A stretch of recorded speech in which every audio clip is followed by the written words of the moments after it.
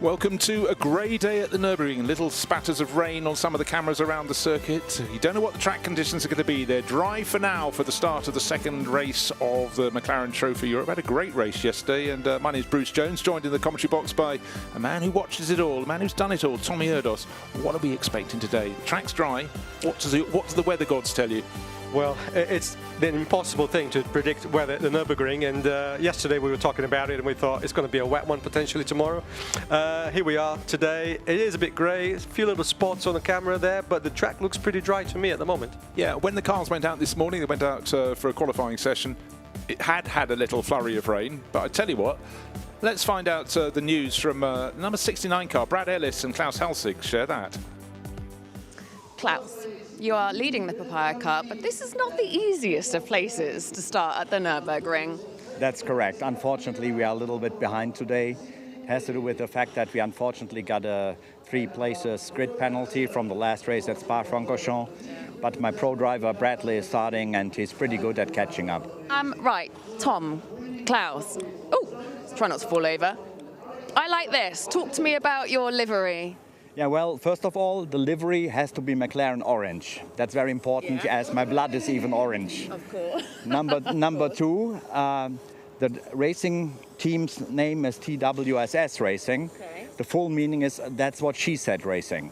But it would take pretty long to explain why that is. I don't know if we have the time, but I will catch up with you afterwards. Anything to do with the American office? Not at all. It has to do with the fun of racing, with the fun of being coached, and always not taking everything too seriously, but also having fun whilst we are competing here. I love that, and that feels like the spirit of McLaren as well, right? That's it, at least in the ProAm category that we are in, yes. Good. Well, enjoy it back here. That's what you're going to have to do around the ring, right? Yes, absolutely. Thank you so much. Have a great race, Klaus. Tommy, whenever we see Klaus, and we saw him on the podium yesterday, the biggest smile up there. He truly is doing what he loves, isn't he? He's a great competitor, and there you go. You know, that's what she said, whatever that means. Yeah, a great competitor as always with a smile on his face. And his co-driver, Brad Ellis, what else can we say about him? I mean, hugely experienced. And yesterday, got the fastest lap of the race by a good margin as well. He was the only guy getting into the 58. So even though he's got a little penalty to start the race here, watch out for Brad Ellis. He'll be absolutely like a rocket off that grid. Yeah, looking at the race yesterday, he was coming on strong, but just ran out of laps at the end of the race. But but what I noticed today's qualifying, the order is entirely different from yesterday's. It really is like someone had a pack of cards and shuffled them before playing the next hand. And that's good news, keeps it interesting. But let's go back down to the grid, because Alex is down on the grid, and she's with Ron Trenker, who's sharing. But this time, John Lancaster will go first. But let's hear from Ron. Oh, Ron, here we are at the back of the grid. This is not where we want to start at the Nürburgring. However, you look happy, and you're fighting in the Papaya Cup. Yep, we are currently second place in the Papaya Cup. We've been consistently on the podium for the past 3 races, so we hope to keep that streak going. Good. Yeah. What's your experience around the ring? We were here last year, but the weather was very different. It was a bit damp. It's a little changeable, but it does look like, I'm guessing you're not doing the rain dance then. You'd rather it to stay dry? No, I'm hoping it stays like this, because we can get a good run in if it stays like this. Good. All right, have a great race. All right, thank you.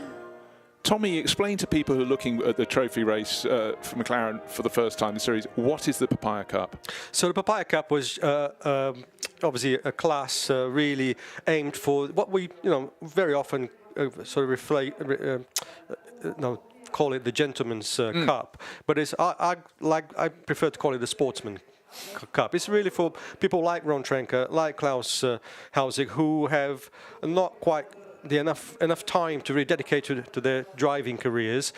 They come at the weekend, they enjoy as best as they can, but they have a category where they can actually compete against each other, on a level playing field, if you will. So that's the Papaya Cup, which I think is really good.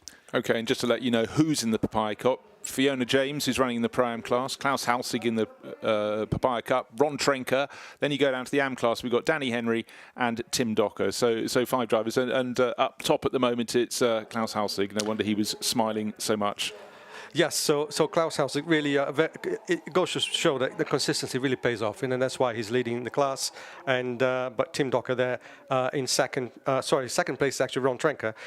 Klaus Halsig obviously with a good sort of 12-point advantage at the moment, but it's all to play for.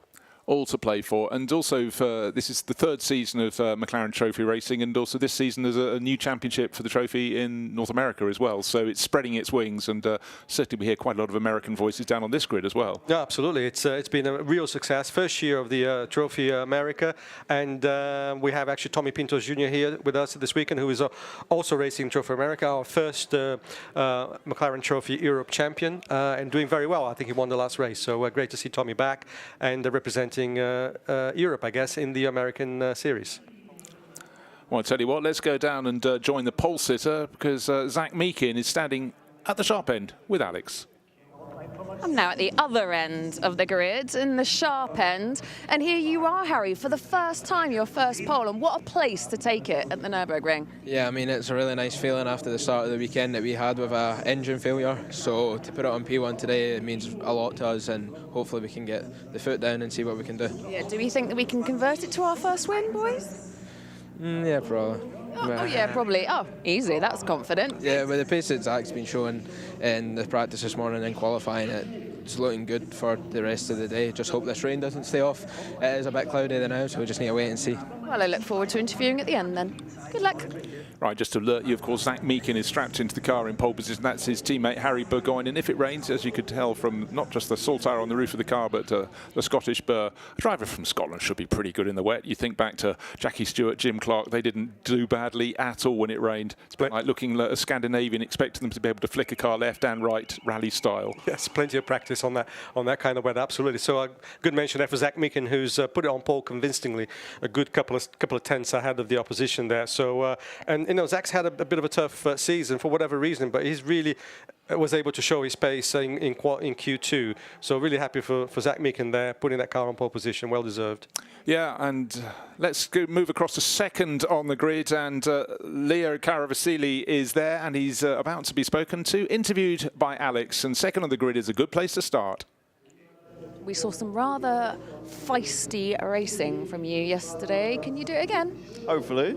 Again, we're on the inside. I didn't have a best of starts, but managed to sling around the outside of Josh to keep it back in P2. Hopefully today, it's looking like Eifel region is providing some mixed weather again. It's a bit damp in the air. Hopefully we can have a dry race, but super looking forward to it. It's time to get our elbows out. We haven't got too much of a pit stop penalty, so super looking forward to some hard racing. All right. Good luck. Okay, Leo Caravasili there pointing out pit stop penalties. Just explain how these work. I know what happens if you finish in the top 3 in your class, you get a time penalty or pit stop. So if you do well in race 1, you know your second race is going to be a little bit compromised. But Tommy, just talk me through the penalties. They differ from class to class. Correct, they do. So generally speaking, just to keep sort of it's simple, if you win the race, you get 7 seconds added to your pit stop. If you finish second, you get 5 seconds. For third position, it's 3 seconds. But it's not quite that simple, because if you end up winning too many times, there's an extra added few seconds that goes on to. So for example, car 88, which is a ProAm entry of Erik Behrens and Lukas Sundahl, instead of having 5 seconds, they have 7 seconds added. So there's an extra 2 seconds there because they won the last 2 races in a row. So it gets a little complicated with the maths, but don't worry, stick with us. We'll explain to you as the pit stop window comes up. As it goes on, I remember many moons ago talking to someone who ran teams very successfully, and he said, if it's too complicated for your grandmother to understand, it's too complicated. That was Alan Docking, just for your reference. So there is an element within that, but we can sit on top of this one because when you get in the AM class, it's a much bigger penalty. It's 15 seconds if you won the previous race and 10 seconds in the Pro-Am class. But just referring to the top class, the Pro class, it's 7 seconds, and that is being added to Jaden Kelly and Michael O'Brien, who looked really strong yesterday. But in fact, in qualifying today, the order was rather sort of put on its head because Jaden Kelly qualified only 6th in the number 17. So we could have real sort out in this race. But what we can tell you, front row of the grid is Zach Meakin sitting there, and Sam Harrison on the left-hand side, the side close to the pit wall, car number 90. He will be starting second in the race today. Yeah, don't discount Alex Gephardt in third position there. Almost equal time to Sam in second position. So they both did a 56.9 in qualifying. So those 3 cars especially will be very, very keen off the line. And Leonidas Caravasali there saying that I'm on the inside, so it should be okay. Well, these cars have a standing start, and he being on the inside isn't such a good thing because it's off the race line. So he really needs to match his revs well to get a good start. Okay, just to explain that for people who are new to motor racing, if you're off the racing line, there isn't as much rubber on the track, which doesn't help you get the traction to get the start. So Zach Meakin on pole, that's on the grandstand side. Sam Harrison, then Alejandro Sepp at third. The team owner of Paddock Motorsport, Martin Plowman, has jumped on board this weekend to start fourth. Sam Neeser will be fifth, and Jaden Kelly, who took victory yesterday with Michael O'Brien, will start from sixth. Then we come to the ProAm class, and it's Lukas Sundahl on class pole, Ollie Webb alongside, seventh and eighth on this grid. Danny Henry going very nicely indeed to start in ninth, and Rafael Muncharas, who had a little bit of a difficult race with mechanical problems, I think, yesterday. Then Tim Docker and Kevin Rawshite form row number 6. We're 8 rows in all. John Lancaster, look for great progress from him, and Bradley Ellis, who you pointed out was by far the quickest driver at the end of yesterday's race. So look for those drivers to come forward. And then Morris Henry in the Race Lab car will start 15th and last, but really it's going to be all eyes on a dry track who can get into, and more importantly, out of turn 1 in the lead of this race. But plenty to look forward to. 50-minute race, pit stop somewhere around middle distance. We'll wait and see who dives in first. Weather for now, the good news, if you're at the Nürburgring and you can see 1, 2, 3 hills worth of trees, then it's probably fair weather.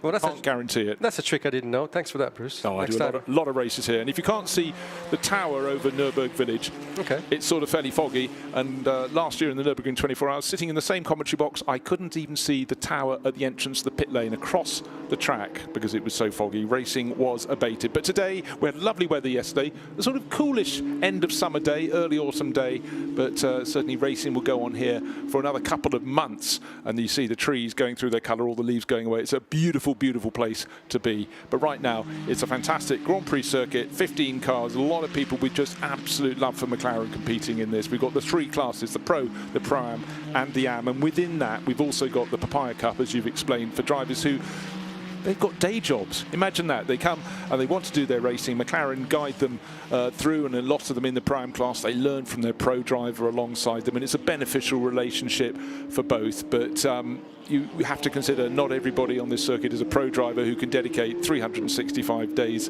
a year to their racing. Other people have their things called businesses that help pay the bills. 100%, and it's great to have those classes so that everybody can come and have a play. Drivers will be very happy actually with this weather right now, Bruce, because it's a lot cooler than yesterday, and there's also an issue with tire degradation here, particularly this circuit, just due to the nature of the corners. And it's like one after the other, so the corners are linked, and the car never really rests enough to cool the tires down. So they really need to watch their tire pressures. Yeah, I mean, every time you're on a track, particularly one like the Nürburgring that has this movement of temperature, it's like a different circuit. So experience is something you can just absolutely build on. But right, let's focus on what lies ahead. Zach Meakin starting on pole. The number 68 SMC Motorsport entry as teammate Alejandro Heppert behind him. But the number 90, Sam Harrison, for this standing start, will be starting from second place. 5-second board being shown to the drivers. They'll be looking, green flag waved at the back of the grid, all clear. Lights go from red to green from the driver's side, and it looks like a very equal start at the front of the grid. And I think you can sense John Lancaster and Bradley Ellis possibly starting to make moves. But into the lead of the race goes Sam Harrison. Can he get the braking done? He's gone past Zach Meakin, the pole sitter, and another one of the white cars trying to make a move into third place, but surely being on the outside line at turn 2 will funnel number 9 backwards. That's Martin Plowman. Can't damage the car because the team boss will be very cross. Oh, hold on a second, he is the team boss, so he's taking a risk going around the outside into turn 3. Gets up to third place, so that's 4th to 3rd for Martin Plowman, showing he's lost none of the ability he had back in his regular racing days. Yes, lost his position there just outside of turn 4, but that was certainly off on track limit. So whether that's going to be looked upon as not exactly a fair overtake, we'll see. We'll wait and see. Job very nicely done by Sam Harrison. We sensed that he wouldn't have the better start because he was on the pit wall side that doesn't have as much rubber down, doesn't offer you as much traction at the start, but he was got a good getaway and then was brave enough to brake as late as he did without compromising his line down into the first corner.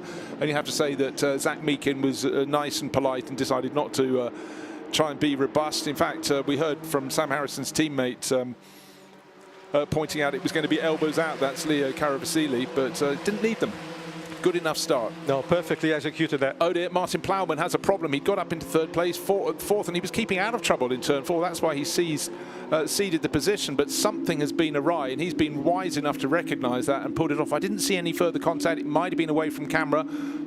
So that's very unfortunate. Now, if you see a car with the white lights flashing on the front, that is signifying something. What's that? That's right, Bruce. So that's the push to pass button. So whenever you see the sort of daylight running lights flashing, that means that the driver has pushed the push to pass button or activated it, and that gives them extra horsepower. The cars go from 580 horsepower up to over 600, well over 600. So it's, but they only have a certain amount of that to use during the race. Okay, well, that's notable. We'll talk about that a little later. All the drivers, well, the race leader Sam Harrison is not using it to pass. He's using it trying to build a little bit more of a gap coming down in the first turn. Doesn't want to come under attack from Alejandro Heppert, who's got ahead of his teammate Zach Meekin. And just as long as you can have 0.6 of a second, you might be far enough clear. But in this early stage in the race, it's about keeping it neat and tidy. Leading runner in Pro-Am is up to 4th place overall. Ollie Webb has been making the moves early on, and John Lancaster has come from, where was he? He was right down towards the tail of the field, sharing with Ron Trenker, isn't he? And he has got himself up to 6th. So these are the pros showing their merit. But again, it's not really about their pace. It's about the combined pace, and in Pro-Am pairing, it's about bringing on the Am driver. But the driver doing the best job at the moment is Sam Harrison, the lead of the race. Alejandro Heppert, 0.5 tenths behind. Now, one car that went so well was Martin Plowman, and we're just going to have a look at a replay to find out if we can work out why he suddenly pulled off. He was in 4th place. This is coming up the Schumacher S up the hill. He ceded position to the car just in front of him, but that looks a little bit loose going in there. Tommy, what are you seeing? Yeah, but nothing at this stage, nothing that would signify a reason for him to stop. So, yeah, he went over the curb a little bit there. The car is loaded off the curb, but I still don't understand why he had to stop. No, quite weird. Actually, it's very useful seeing that super slow-mo, just seeing the movement of the cars, the working of the damping of their suspension, making it a nice, comfortable ride for most of those drivers. If you clonked a curb in your road car like that, you'd certainly get to know about it. But our first 3 really pulling clear. Sam Harrison, Alejandro Heppert, Zach Meekin, then Ollie Webb, best of the rest, leading the Pro-Am class. He's about 2.5 seconds behind them. Now, the big story is how much love is there in the SMC Motorsport camp, because here we have fighting over second place, Heppert and Meekin. Meekin will be a little bit miffed because he started on pole position, but he's lost 2 positions so far. All 3 of the front running cars, no, the ones in 2nd and 3rd, using their push to pass. This is sort of quite good news for our race leader Sam Harrison. He wants them to use theirs up, so they can't use it to sack him. Zach Meekin is on the outside, Geppert's on the inside. Geppert is nobody's fool. He's not going to leave the door open, so he holds on to 2nd place, but while they fight, that's just getting a little bit of breathing space for our race leader Sam Harrison. Then you go back a bit to Ollie Webb, leading the Pro-Am class. Actually, we'll keep looking at the SMC crew because they are having a bit of fun. Zach Meekin gets the move done eventually coming out of turn 4. Great move there by Zach Meekin, and well timed as well. He really does need to try and pull away from Geppert now, but those guys are very evenly matched, and you're asking about how they get on. These guys are fiercely competitive, and of course there'll be a sort of professional courtesy, I guess, but only to a point. They are there racing, and they're both racing for the championship.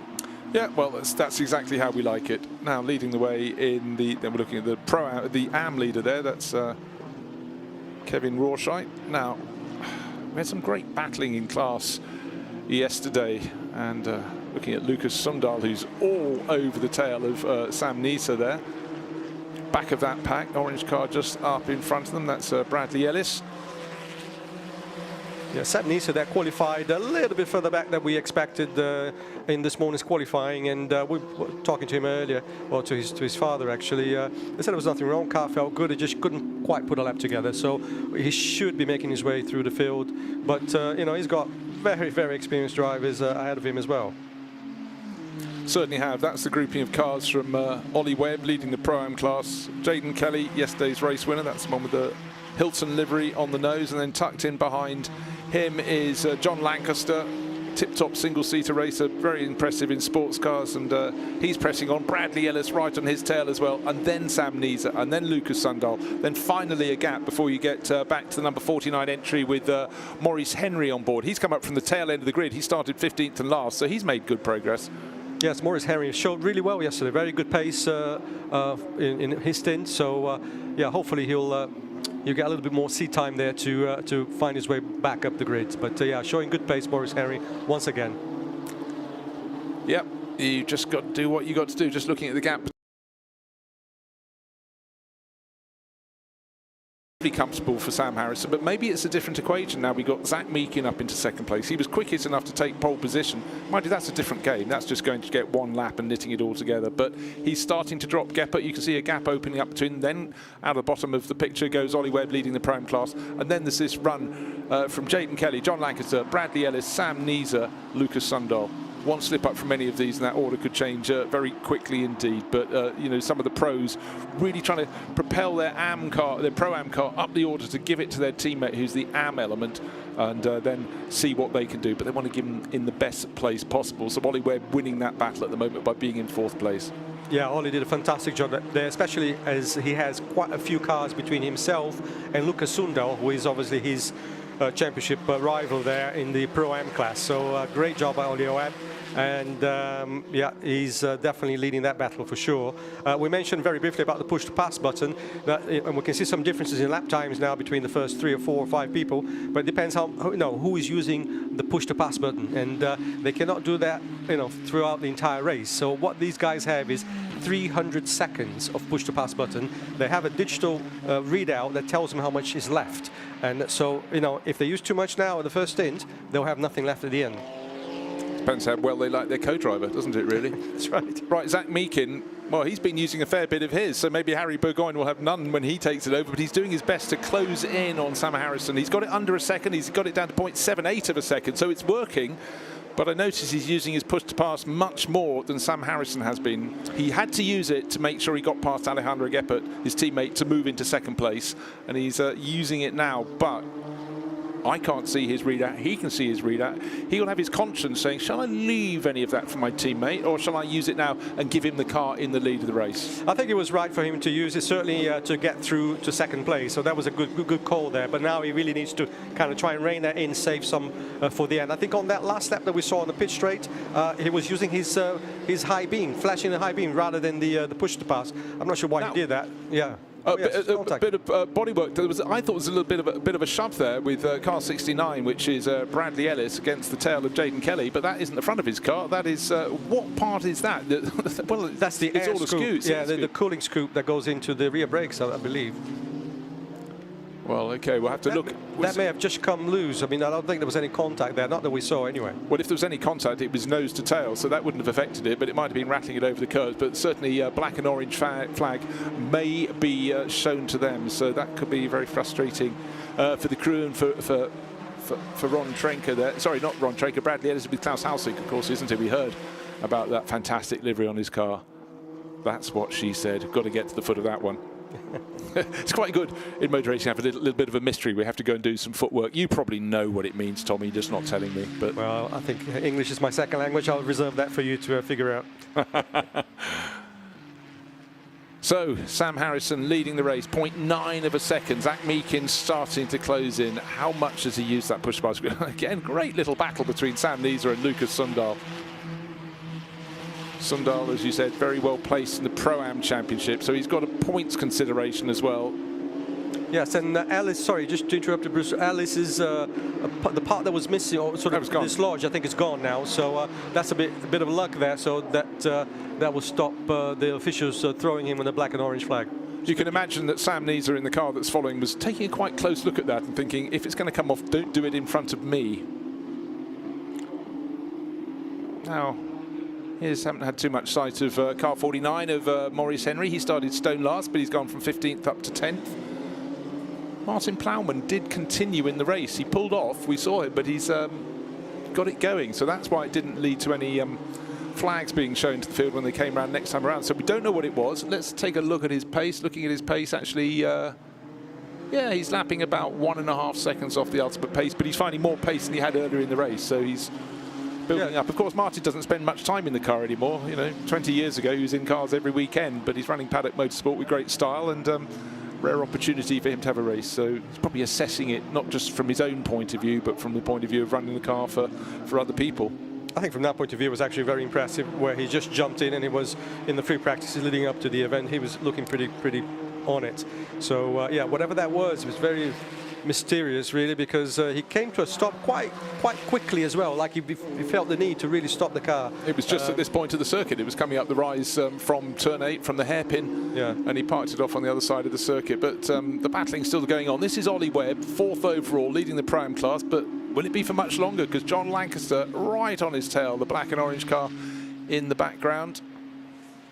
Yeah, Ollie Webb there with a lot of experience there. He will, if Lancaster is showing a little bit too much pace to him, he doesn't want to jeopardize his battle against Sundahl really for the championship, but he will do his best to obviously stay in front. Yeah, show us what you got, he's saying, but don't show too much. If you make a big challenge, I will let you through. But right now, doesn't need to do anything of the sort. Kevin Rawshite continues to lead the AM class, and here he is, as if on cue, car number 28.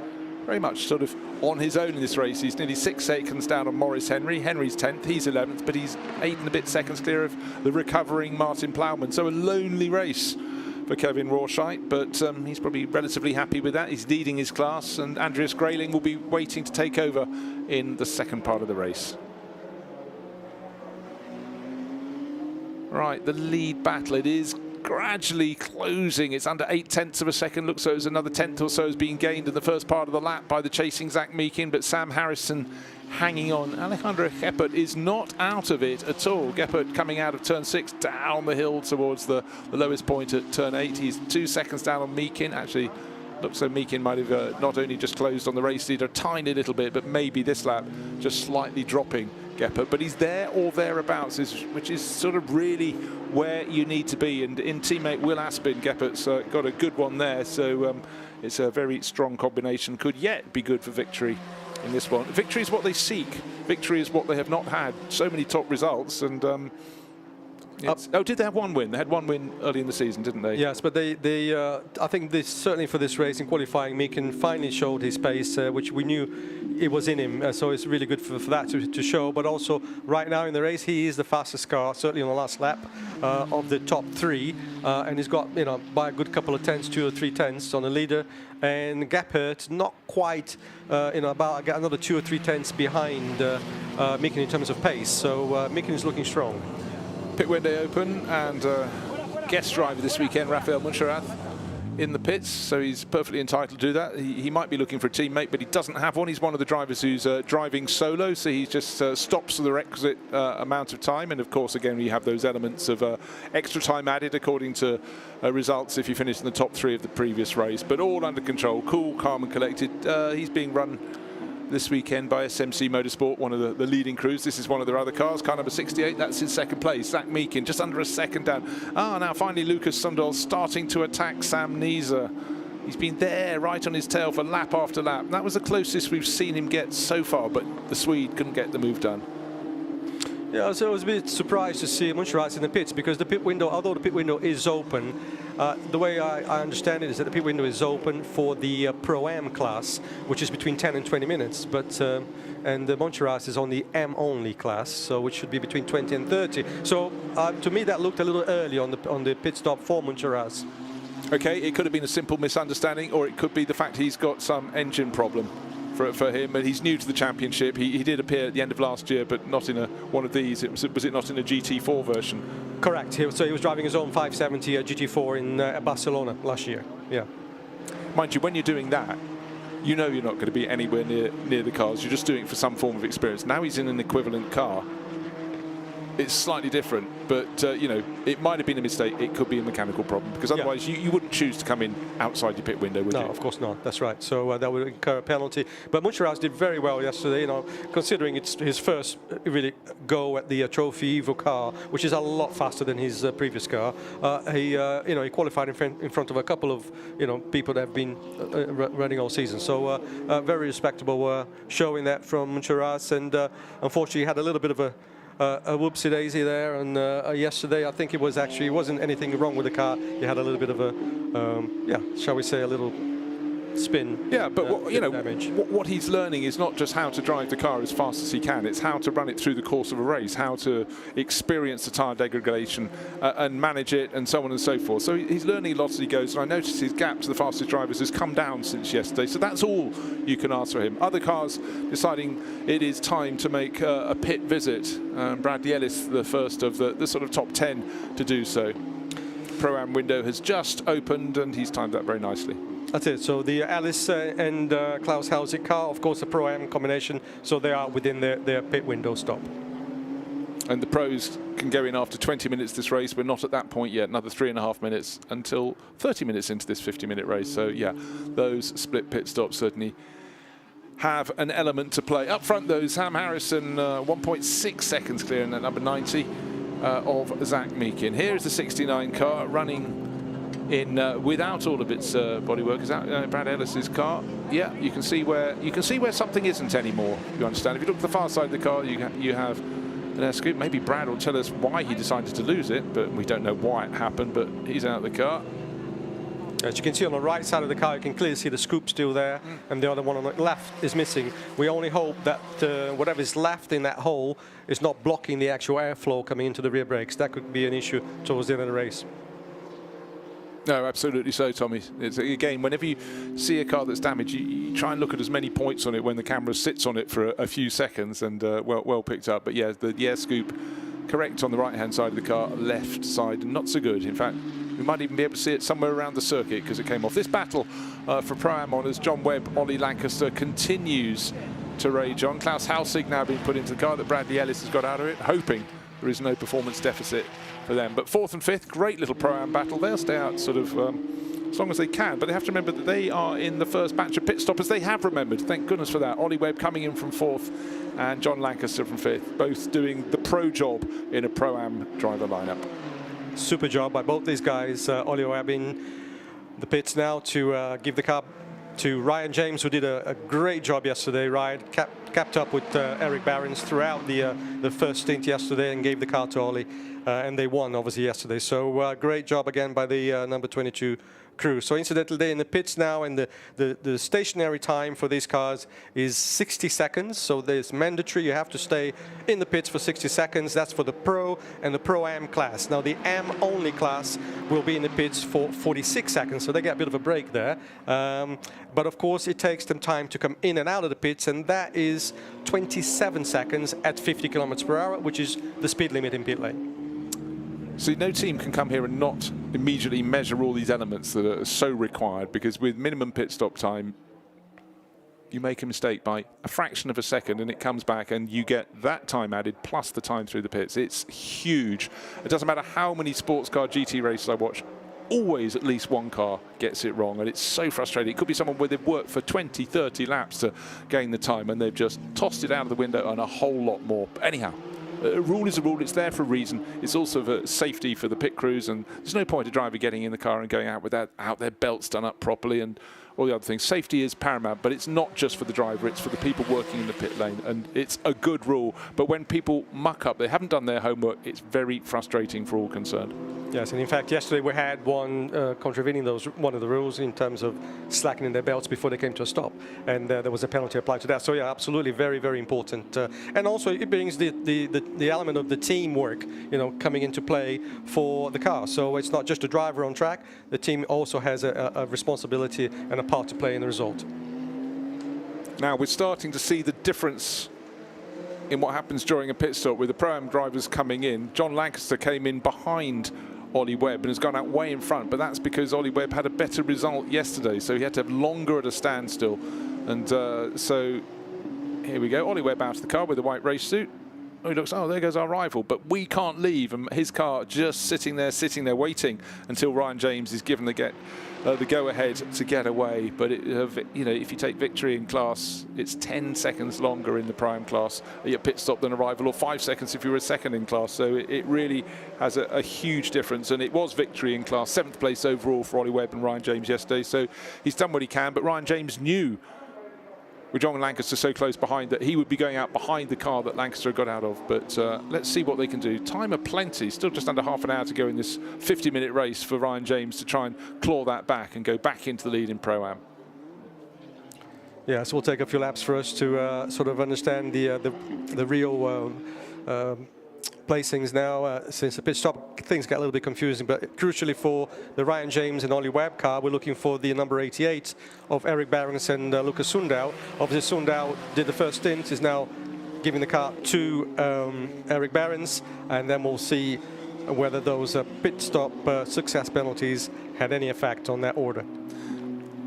Now, the number 90 entry there has led since the charge down on the opening lap, so that Sam Harrison. Zach Meakin, who started in pole, is just in the background of the shot. It was 2.3 seconds down. In a bit of traffic between the pair of them. It's the Maurice Henry car there that lights are flashing. Or has Fiona James just got on board? No, Fiona James just got on board that one. And dives. Sam Harrison goes up the inside of another, going through the final corner. It's not too much of a lead over Zach Meakin, but Leo Caravasili, who's going second, and his teammate Sam Harrison were third yesterday, so that means they're, what, 3 seconds longer at the pit stop. That's right, and Meakin doesn't have any success penalty, and he's actually closed the gap to now to under 1.5 seconds. So you've got to say the crew of the Zach Meakin there, number 68 car, is looking very strong for a win. Yeah, and he'll be very, very pleased that they hunted down and passed teammate Alejandro Geppert, so that's why it was so urgent in the first part of the race. Zach Meakin looking for a gap that just wasn't there. Erik Behrens was where he wanted to be and suddenly had to back out, so this will, what he just gained in chasing after the race to Sam Harrison he'd lost. You just never know how you're going to get past 2 or 3 cars, and it looked as though it was going very well for Zach Meakin, and then he got a little bit compromised there and had to back out of it. Yes, Erik is a fierce racer, and he wasn't going to let that go easily, but Zach did a very decisive move there into turn 5, and he needed to do that to keep his charge going. So great by Zach Meakin there, still performing really well there from qualifying now into the race, doing the job. So Sam Neeser out of the number 43 entry from Greystone GT, and Josh Mason on board waiting to be given the signal to get away. Now, with the extra time at a standstill in his pit stop, Sam Harrison needs, probably needs to be more than 3 seconds clear of Zach Meakin when they come in to make their pit stops. They've still got another 6 and a bit minutes remaining in which to do so. No cars between them. You can see the blue and orange car in second place giving chase. Actually looks like he's a bit more than 1.5 seconds down now, but really the leading number 90 wants it to be more than 3 seconds, and it certainly isn't more than 3 seconds at the moment. Waiting for the next timing interval coming up very soon to see how that gap has gone out or not. The first 4 cars on the track have not made a pit stop as yet. That's Harrison, Meakin, Geppert, and Kevin Rawshite from the AM class. He has yet to come in. 17, yesterday's winning car, now back into the hands of Michael O'Brien, who did the first pass of yesterday's race before handing over to Jaden Kelly, and today he's doing the second part, and let's see what he can do, because he was absolutely rock solid when he led the race yesterday. Yes, perfect job there by Michael O'Brien once again. Very decisive start, and got on with it very, very quickly. You know what I just said? I said Sam Harrison needs more than a 3-second lead, and it was going at. It is now more than 3 seconds, so traffic wasn't kind to Zach Meakin. That could be the difference between coming back out into the lead of the race for the number 90 car or number 68 going to the front. 3 seconds longer for 90 in its forthcoming pit stop, and it's up to everybody to pay attention and just get things right. But the pit stops don't have to be hurried, but they just mustn't be shorter than the minimum pit stop time. That is a factor. O'Brien there coming out of turn 8, using his push to pass there. Very eager to get through Josh Mason, who's just got in the car as well. So this is a fascinating battle to look at. And coming into 11 now, let's see who's going to be ahead. It's still Josh Mason there, but he knows he's got Michael O'Brien behind him, and that's going to keep him on his toes for sure. Yeah, absolutely will. This is where you really see the calibre of a driver. I mean, Michael O'Brien's had such success, across recent years in McLarens, but he's looking really, really busy, but he's being defended. Josh Mason doing a great job.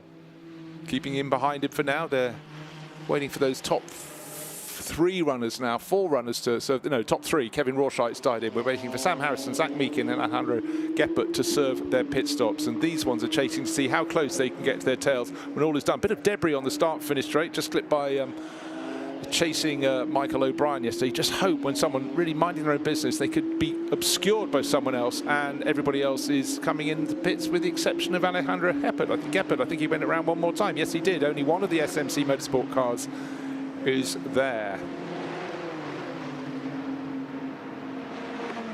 So yeah, some of that debris on the straight may have been the remains of the Brad Ellis rear scoop. And here's the SMC car coming to a stop. Yeah, I just need to clarify something I said that was wrong there. Sam Harrison did continue. It was only the number 12 coming in, Alejandro Geppert. And so our race leader, Sam Harrison, still ahead of Zach Meakin, still out on the track. But for Zach Meakin, he's only 2.96 seconds down. He's within the 3 seconds that he's going to gain in the pit stops with Sam Harrison when he hands over the number 90 entry from ALM Motorsport to Leo Caravasili. He has an extra 3 seconds at a standstill. It's moving one way, it's moving another. It's going to be very, very tight when they come in. More to the point, when they go out of the pits, far, far tighter still. So Sam Harrison, can I find another 1/10 of a second here at turn 8? Maybe, maybe not. Oh, this is great because he's putting the teams again at the forefront of what's going to happen in the pit stop. So ALM Motorsport versus SMC in the pits. Let's see who does a better job to get their car out. Well, Sam Harrison absolutely pushing for every nanosecond he can gain, and certainly Zach Meakin isn't hanging around behind him. It's teetering around the 3 second mark, and that is the extra time. The 3 seconds are going to be added to the race leader's pit stop by dint of them finishing in 3rd overall yesterday. Success penalty, they call it. Fun, we call it. But you can see that one, they're both in clean air. Meakin has just a little bit of an edge on Harrison there. It could be a 10, maybe 2 tenths sometimes, or even 3 tenths. It seems to then close that gap again. So good pace there on the SMC car. Let's see what happens during the pit stops and see if they can get ahead. Yeah, but I tell you what, those final two sectors, it's been a faster in lap from Sam Harrison than it has from Zach Meakin. He's actually gained about 1/4 of a second. That could be crucial, because it was teetering either side of the 3 second mark. Of course, it looks so it's down to next to nothing when the front car slows right down. The second one has to do it before the start line. I reckon Zach Meakin's in lap, not the lap, but the bit coming into the pit lane was slightly faster. It's something you don't really concentrate on. You should.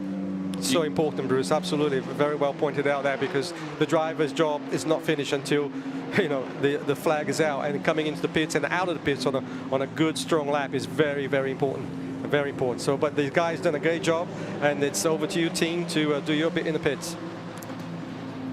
Again, look, just a handful of mechanics working on the car. It keeps costs down, keeps things nice and plain as well, because every extra mechanic on a weekend is going to cost you a little bit. Most notably, when you win, you have to give them beer as well. That's a good thing too, isn't it? But right, the car that led the race, Sam Harrison out of the car, Leo Caravasili being strapped in right now, and again, all around the car. Remember, this number 90 will be 3 seconds longer at a standstill than number 68 that's sitting behind it in the top level of the picture.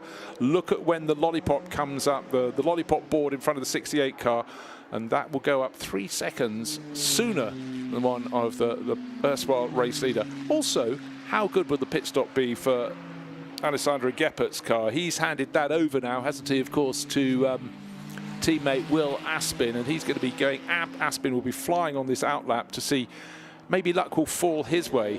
Right, 68 comes out of the pits, and he is just right in front. The 3 seconds, we wondered if it would just be enough for the number 90, if he could stretch it another few tenths of a second to come out ahead.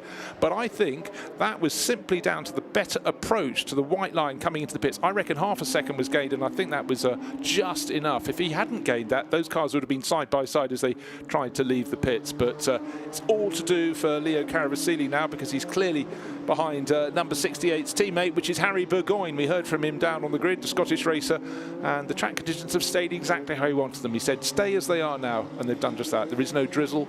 It's not a bright day. It feels more like middle of autumn than the end of summer, but right now the sun, metaphorically at least, is shining on the number 68 crew from SMC Motorsport. Yeah, incredibly, the clouds have not dumped any rain on us. It's incredible, really, because here at the Nürburgring you always expect that to play a part, but it's so far it's a dry race. Now, the championship battle in the Pro-Am class has been fought out really seriously all season between Ryan James and Ollie Webb in the Greystone GT car. That's number 22, and Erik Behrens and his teammate Lukas Sundahl. Now it's Erik giving chase in the black car with the Swedish flag on roof and wing end plate. And it's certainly looking as though Ryan James is going to be very, very busy indeed. Bear in mind, in the early oh dear, we've had a little bit of a spin there Is that Muncherath? Looks like Muncherath's car, yes. He had a little spin again yesterday's race and had a bit of damage due to that. But this time he really a harmless spin there, so he's back on track. But crucially, he's in front of the leaders now. Well, exactly so, Tommy. I was just about to say what he wants to do is have a few more corners, just get his mojo back, get his equilibrium in, and what he's got is the race-leading battle. I think it was possibly a spin. Well, it's a tricky corner, turn 11, top of the hill. He managed to get it back round and not interrupt anyone behind, which is fortunate. So he could get it going and came down through turn 12, the right-hander that tips you down towards 13, and that was a fairly simple spin, and they both got past him. So first and second, or more to the point, give them their names, Harry Burgoyne and Lukas Karavasili have done that, and they did stay clear of Will Aspin. I wondered if the number 12 SMC Motorsport car would have had a better in and out, but it didn't particularly, and so that still remains in overall third position. Yes, no, if you notice during the pit stops there, the SMC crew with the tyre gauge bleeding the tyre off, so taking some air out of the tyre, because here at the Nürburgring, with the nature of the corners, one leading on to another, and very long corners as well, so the lingering corner, it creates a lot of loading on these tyres, and that's one very important aspect of the pit crew when they come in the pits, to be able to bleed the tyres down a little bit so that they don't get over pressure and effectively towards the end of the race.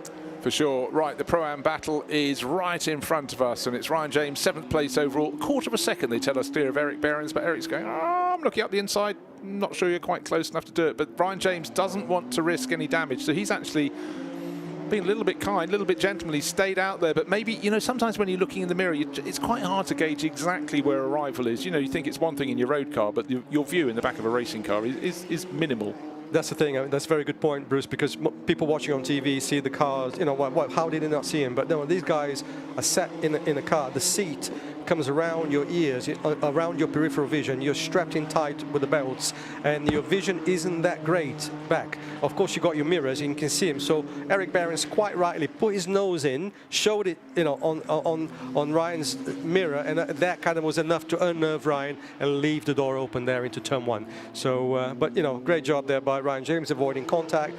Clean pass by Erik Behrens, and to be honest, Erik has had a bit more pace than Ryan, generally speaking, this weekend, although Ryan did a fantastic job in race 1 yesterday, keeping up with Erik all the way to the pit stops. Yeah, no, exactly. Live and learn. But right now, Leo Caravasili using his push to pass, but he's lost a bit of ground. He's 1.7 seconds down. I really fancied him to take it to Harry Burgoyne, but maybe he's just settling in. And certainly the third place car of Will Aspin closed in on that lap. He gained more than a second on Leo Caravasili and close to a second on the race leader, which is his teammate Harry Burgoyne. What's left on the clock? 16 minutes. We started with 50 minutes left on the clock, a 50-minute race, and we'll see how this one unwinds from here. But I'm sensing we could have some place changes, and Leo Caravasili is going to have to pick up his pace. He qualified very nicely yesterday, second fastest, so we know he's got form. But it's also just settling into your stint, working out where the tyres are at the moment, what's their performance, how much. Also, it could be the other element we talked about earlier. Has my co-driver not left me any push to pass? We saw there was a little bit there that he'd been left by Sam Harrison, but in the first part of the race, whenever we looked, it was the chasing 68 and 12 from SMC Motorsport who were using theirs more than he was. So I thought, he's put a bit of advantage in the hands of his second driver. Right now, Leo Caravasili has got some. He's using it, and he's got to, because it's 1.7 seconds between first and second. The clock will count down, and it's how he settles down. And Caravasili, he's got Aspin right on his heels as well, so he can't really hang back and save too much time. In fact, he was actually flashing his headlights there. That wasn't the push-to-pass button. But yes, Bruce, we don't know how much boost these guys have used, how much push to pass. It would be nice if we had a little gauge here in the commentary box, wouldn't it, to understand, what is left, but we don't know. Yeah, but we want the viewers to see it too. We like a little AI floating bubble above each of the cars. Yes, how about that? Maybe that's something for next year. We'll ask McLaren, see if they can do that for us. I think it will draw in the crowds. I think it'll be a great one. you know, the technology does exist, I'm told, and I have seen versions thereof. Not so much a floating bubble saying push to pass and what's left, but I think the fans will require it. Tommy, go and speak to the crew. I'll do my best. Do your best. I know you always do. So Harry Burgoyne leading the way, 1.2 seconds clear of Leo Caravasili. So in fact, second part of that lap, the British driver with the Greek name closed in rather nicely. He gained half a second. So I think maybe he was just settling himself down, or did he use a whole bucket load of his push to pass power? He certainly was flashing his push to pass lights at the moment. You wouldn't want to be doing that when you're going through turn 3. Oh, bit of a mistake there from Will Aspin, a bit deep into turn 3. Maybe his tyres aren't quite where he wants them at the moment. Yes, that looked a little bit like he wanted just to, 2 or 3 kilometers per hour, too hot, and the front tyres just didn't want to stay with that extra entry speed there. But yeah, tyre degradation now is going to be playing a big part for these guys. And you've got to say that the car 68 of Mikin and Burgoyne have had a really good setup on this car. They were very fast in qualifying, and no matter who is driving the car is able to, eke away a nice little advantage there. And even though it's not that big at the moment, but they just seem to have a good car underneath them. Yeah, they were only 5th yesterday, though, so today they're fighting for much bigger points haul. But yeah, no, the body language is definitely there, being caught by Leo Caravasili. He's gained another 1/10 of a second, a little bit more. Will Aspin, a little bit of a mistake from him, but he's actually looking pretty handy as well. Again, pushing very, very hard indeed. Harry Burgoyne will now be going, right, crew, what have we got left? 13 minutes. Can I stay on in the lead of this race? I think he possibly can, but look, push to pass being pushed even earlier by the chasing Leo Caravasili. Yeah, we're down to pretty much a second on the nose, the gap between them, and the body language is very, very much that Caravasili is carrying a bit more speed at the late stage of the race. And this is a look at Will Aspin bouncing over the curbs, super, super slow-mo. And you can see just how dynamic this Arturo racer is, can't you? There, the way he can then pitch it round the other way. Yeah, these cars they're very fast machines, but they're so intuitive to drive, and this is what some of the M guys are saying. The sort of less experienced drivers, that they actually feel really comfortable driving, even though you're driving a beast, if you will, with 600 horsepower and improved aerodynamics. The Pirelli tires give them a lot of grip as well. So these cars are fast. They're only about, I don't know, 2 to 3 seconds behind GT3 times. These are absolute fast machines, but as you can see, even visually you can tell it's just very well damped, has a very good balance throughout the corners, and it's just a joy to drive. Look, if these cars had been developed for pro drivers to race, they would be very different beasts to what they are. The real aim is these to be cars that AM drivers can learn their craft in, become confident in. As soon as the confidence isn't an issue for them, they'll go, it becomes an issue for them, then it's a disaster.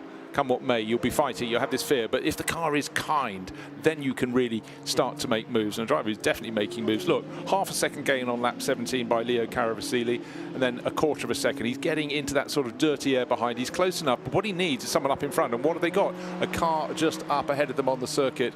And that's going to make it very interesting indeed. It's Danny Henry who's just up in front of them, the DTO Motorsport driver, drives these races solo, absolutely loves his racing.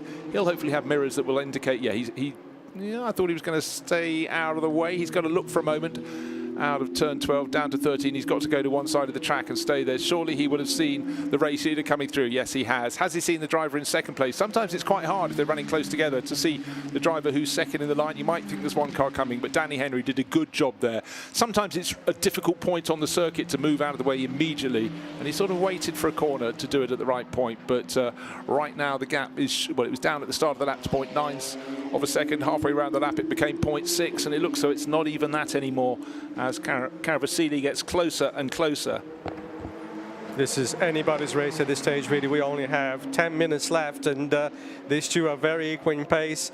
Certainly on the bits that we've seen, Caravasili is using more boost than Burgoyne. Is it because Mikin used too much in the beginning, or is Burgoyne saving a little bit towards the end? Well, we don't know, but it's a very, very equal race between those two at the moment. It really is. I mean, if Burgoyne is happy enough, confident enough to stay sitting at the front, saving a little bit, that's something in mind. But as soon as another 1/10 of a second is gained, it's suddenly a very different game. More push to pass. Or was that a headlight flash?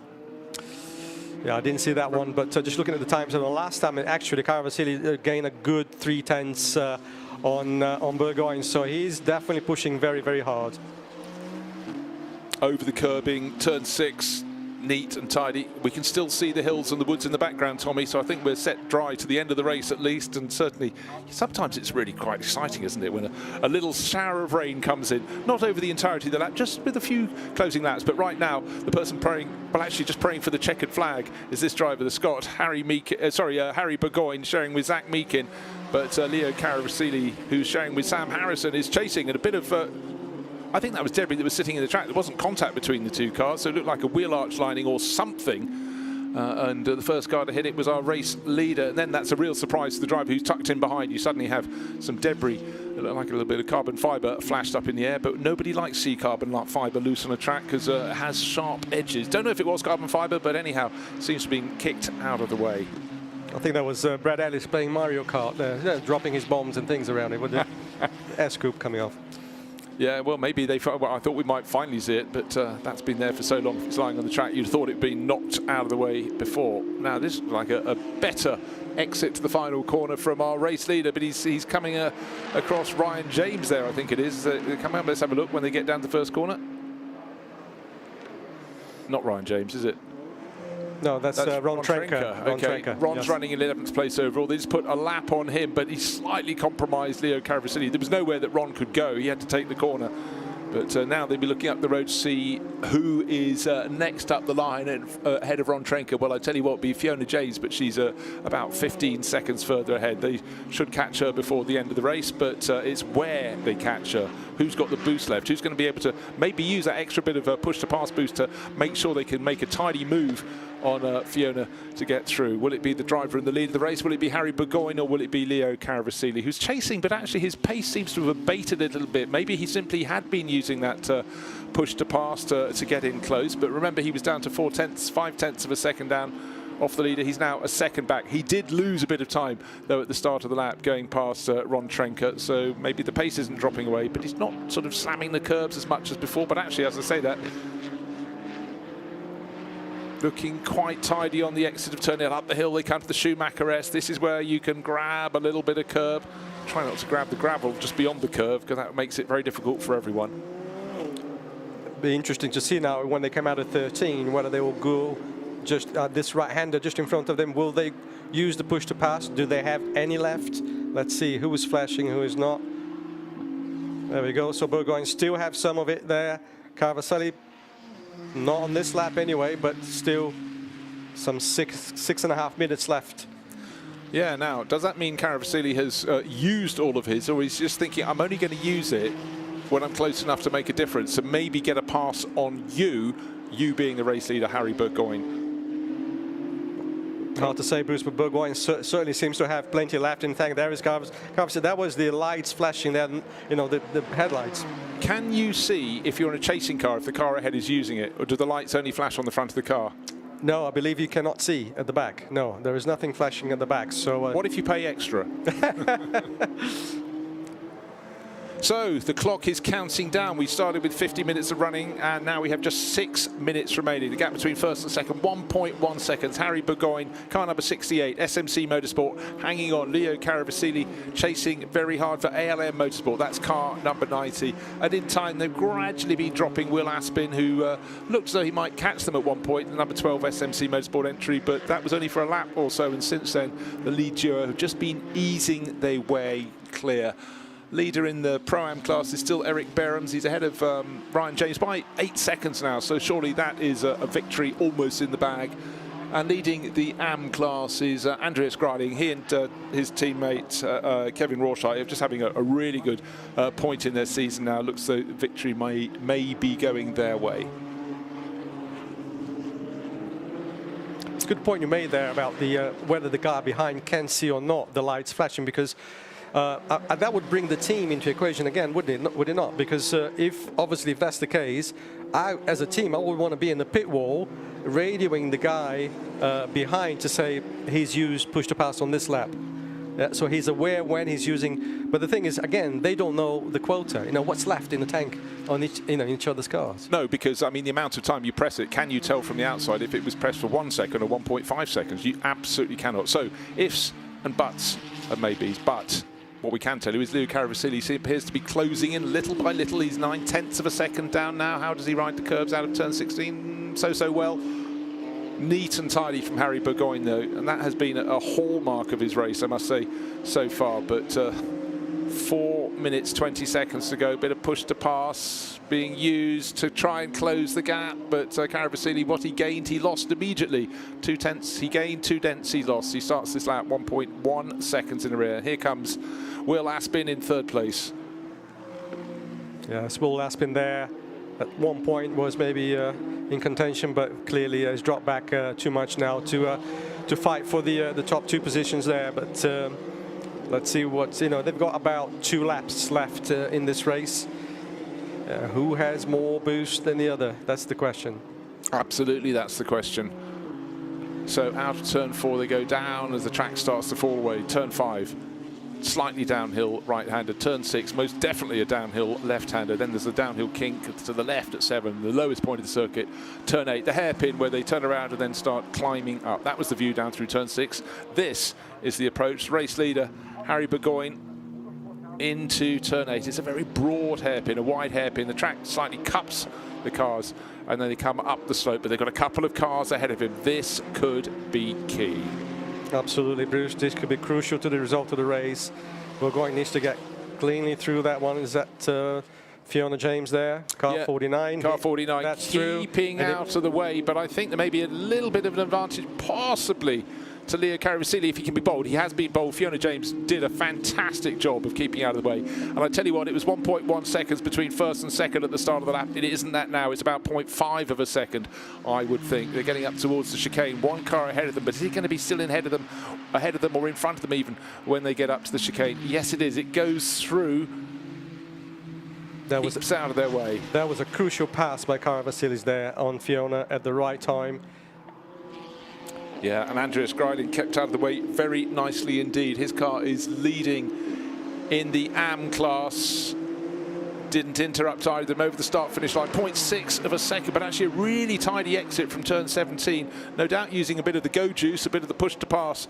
Harry Burgoyne, he hasn't got much time left in this race. He has this lap and the next one, or are they going to declare this the last lap? No, I think they've started it and there is one more to come. Is that a help or a hindrance to Harry Burgoyne or to the chasing Leo Caravasili?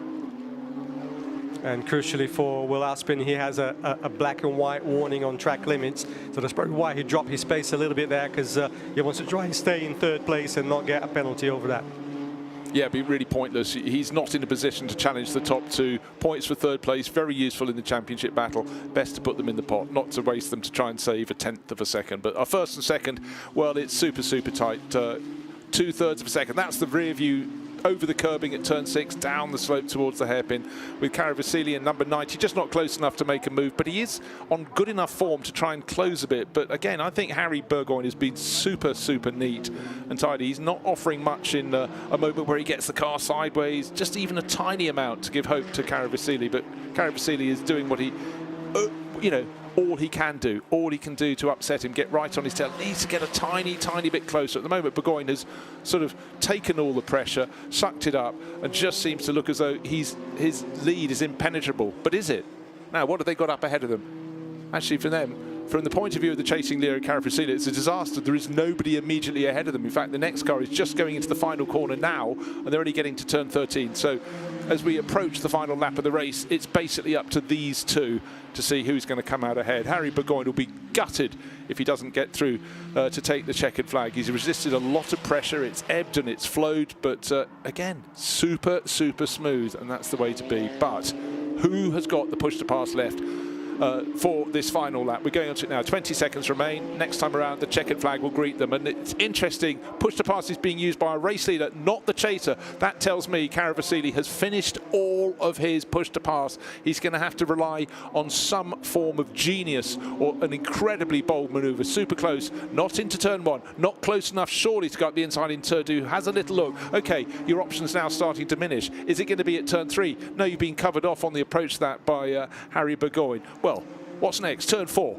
really tight corner. Can you get up the inside or can you go around the outside? No, we can't. Burgoyne has put the car in the perfect position, but how close would you like them to be? Tommy, this is fab. What a fantastic way to finish race 2 here at the Nürburgring. Look at these two on the last lap, and Carvasili has some boost potential, but he's flashing his headlights. The question is now, out of 13, who has any boost left? They're coming into towards 8, so they're not quite there yet. But and there we go, Burgoyne still has a little bit left, but they really, I would be saving some for out of 13, because that's the long stretch before you break for the chicane, which is really the last opportunity to make a move. Well, I think we'll find out. Oh, running wide out of turn 8. That was sort of desperation to try and carry as much speed out of the exit of the corner. Leo Caravassini now right on the tail of the race leader. Harry Burgoyne doing his absolute best, clouts the curve, but lands and actually gains a little bit of an advantage out of the Schumacher S. Right, turn 11, always a tricky corner. The left-hander at the crest of the rise. Then you've got 12, and then you're plunging down. Right, which lights are flashing? Here we go. Who's got the boost left? We think it might be Caravassili. No, a little bit of boost from Harry Burgoyne and just sheer bravado out of the corner from Caravassili, but it's got to be at the chicane or nowhere. He's not close enough to do it. He's out, Bruce. He has nothing left, Caravassili. But under braking, he's very, very strong. But I'm afraid that's a little too late there, unless he makes a last-minute lunge. He's trying his best, but yeah. Good effort there, Caravassili and Burgoyne. Great driving by these two guys, and SMC come crossing the flag, the winners. Well deserved. Well, it was, but a really, really good battle. And SMC Motorsport, the second car, comes home in third place. That's Will Aspin. In the background, you can see the driver who's about to win the AM class, which will be Andreas Greiling, with the blue flash up his car. He flashes his lights, looking to see who's going to be fourth. It is going to be Michael O'Brien, some distance behind. He's about another 8 seconds back. And in the Pro-Am class, it's going to be 88, and it's going to be Erik Behrens building on the workers, Lukas Sundahl. They had to proceed up the order to get there, but they have taken that class very nicely indeed. Good weekend for the Swedish team, that's for sure. Great effort there by the Alfa car, and of course they came second to Ryan James and Ollie Webb from Greystone GT yesterday, but today they reversed the positions, and what a great fight in the Pro-Am class as well. Yeah, and one thing we have to mention is that eventually Tom Holland came home in 6th place, and that was a car that pulled off the circuit with Martin Plowman, boss of Paddock Motorsport, got going again and just picked his way bit by bit, the pair of them up the order. But that was a fantastic battle to the end, and Harry Burgoyne just holding on from Leo Caravassili by dint, really, of having just a little bit of push to pass left for that final lap, and it was all the difference in the end. Leo Caravassili gave him, you know, absolutely everything in his attempt to make sure that he passed him. He didn't manage it, but they will have both learned an awful lot from that battle, that's for sure. And it's all about education, and here we have, still coming to the flag, Erik Behrens hasn't completed his race. Most of the others around him have, but he was just ahead of the race-winning car when it got the checkered flag. So he comes through to take victory in the Pro-Am class. Yeah, great composure there by Burgoyne in car 68 under immense pressure from Caravassili, and what a great result for the number 68 car there. Zach Meekin, first of all, in pole position with a great time. Good first stint there, great first stint, and yeah, excellent result for the SMC car, well deserved. Yeah, well, that was most enjoyable. A very quick flag off into the paddock, because we've still got the main race of the meeting here, the GT World Challenge Endurance Round, 3 hours of racing at the Nürburgring. But for the McLaren Trophy Europe, that was a fine race meeting. 2 meetings, 2 races in the meeting, and 2 different winners. Today it was Zach Meekin who started and Harry Burgoyne who finished the job off. Half a second was the gap at the end over the chasing, racing Leo Caravassili, who shared with Sam Harrison and SMC Motorsport. 3rd place for them, as well as the race win. Will Aspin bringing it home. Alejandro Geppert starting off. Great recovery drive from Jaden Kelly, Michael O'Brien. 4th place for them.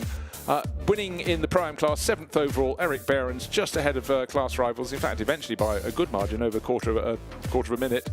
Ahead of Ryan James and Ollie Webb. Winning in the AM class, 9th overall, Andreas Greiling and Kevin Rawshite. So there we are. That will be the Scottish Saltire, the flag across the back of Harry Burgoyne's helmet there.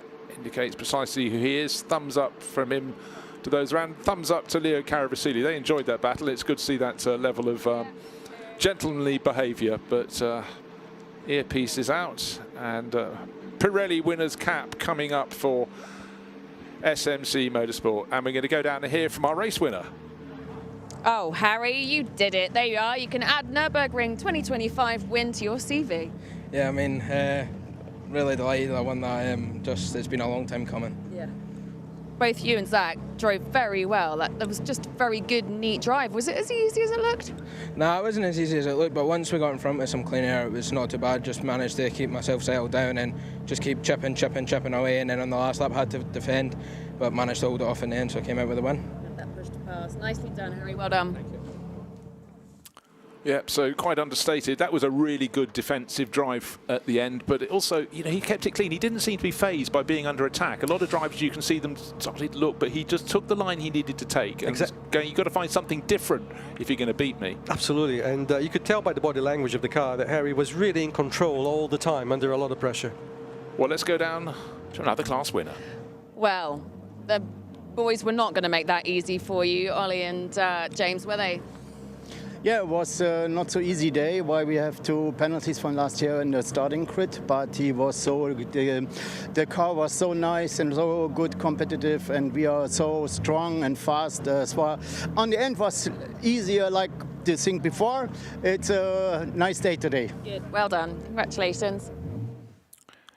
So that was Andreas Greiling, who took victory in the AM class with Kevin Rawshite there. And there is their car looking magnificent as it worked its way around to take victory in the AM class.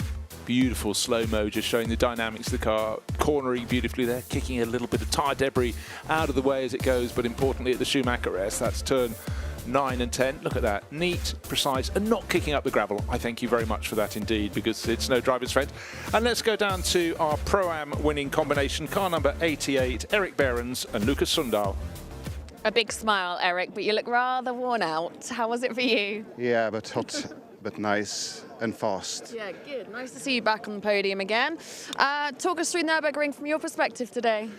Today, totally great fun. It's a little bit slippery, but we're used to winter. It's starting to snow in Sweden now, so no, it was a great run. P1 in both quali, but Ollie and James were really good yesterday, and today really hard. I mean, Webb started crazy good, and my stint was, yeah, it was the Viking. Good. Job done. Thank you. Well done. Yeah, you can tell how hard people have been working when they're puffing and panting a little bit afterwards, but it'd be a shame if it was otherwise. So for Alfa, you know, a really good weekend for them. But, you know, when you take a class win, it's one thing, but when you had to fight for it, that makes it all the more special. And I think you can sense the satisfaction. These guys have been incredible competitors, and ever since Lukas Sundahl joined that car with Erik Behrens, we've seen some just consistent high-end performances, so great stuff. Well, let's take a look back to the start of the race, and it was neat and tidy at the front of the grid, but the change of the order happened immediately. Sam Harrison getting ahead of Zach Meekin to put his white number 90 car into the lead, but he's going to be fighting. That car would fight the 2 SMC Motorsport cars, the ones in the blue and orange livery, all race long. Martin Plowman made a really powerful start in number 9, but his race was to come to a bit of a hiccup when he pulled off just a little bit further around the lap. It was push and it was shove, and nice and neat though from everybody involved. They're doing what they needed to do, but Sam Harrison coming under a degree of pressure from Zach Meekin. There is Martin Plowman pulling off. The car would get going again, but it cost them an awful lot of time. Then we got to the round of the pit stops, and the ProAm cars came in first, but their order was rotated because success time penalty meant extra time at the standstill for Ollie Webb's car as he handed over to his teammate Ryan James. And so they had to work hard to try and redress that balance, but the front-running cars stayed out as long as they possibly could. And this was the battle towards the end of the race. This was the penultimate corner on the final lap, and Harry Burgoyne hung on to win for SMC Motorsport by just a fraction of a second from the chasing Leo Caravasili. They'll have enjoyed that. Obviously, Caravasili would have enjoyed it more if he'd got to the front, but a good, clean race. So Nürburgring for 2025 for McLaren Trophy Europe has come to a conclusion, just a podium ceremony to follow. They wondered if rain would come through and entertain, but it didn't. It stayed away. But a lot of track time, a lot of experience, and some really good racing for the crews involved. And I'm sure when people look at that, they'll go, now I understand about the push-to-pass button and many other factors beside. But it is all about great racing, and good experience too, and gaining experience. That's the whole point. 100%, Bruce. Fantastic racing for both yesterday's race and today. Obviously, finishing literally on the last lap. We didn't know who was going to win the race. The car 68 of Mickey and Burgoyne have looked very good throughout the weekend, and you can see at the end there, Caravasili threw everything at it, and you can see him coming wide in the last corner there. I don't think he had tyres left the way that the number 68 car had. So I think a big shout out as well to SMC Motorsport. They've found a very good setup in their car, looked after their tyres, and of course both drivers did exceedingly well. Look, as a racing driver, you don't want to finish with any life left in the tyres, do you? None of your push to pass should be kept for the end of after the end of the race. But they got the job done, and some really entertaining driver. So that's it for 2025 for McLaren Trophy Europe's visit to the Nürburgring. It was entertaining, and we were treated to a battle royal. Look forward to the next race, and it's goodbye from me, Bruce Jones, and from Tommy Erdos.